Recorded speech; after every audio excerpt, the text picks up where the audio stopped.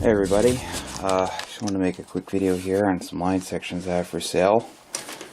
I have, let's see, 1, 2, 3, 4, 5, 6, 7, 8, 9,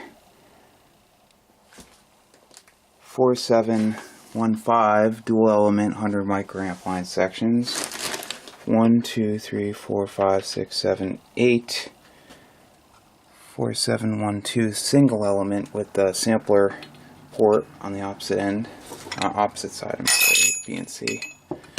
I have a couple single element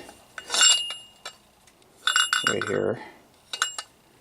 Sticker's missing, but single element 100 microamp, and a couple 3 element Coaxial Dynamic model 88522-2 line sections. These are all available on my website.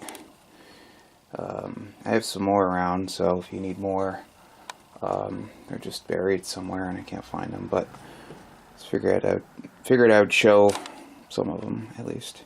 So thanks for watching.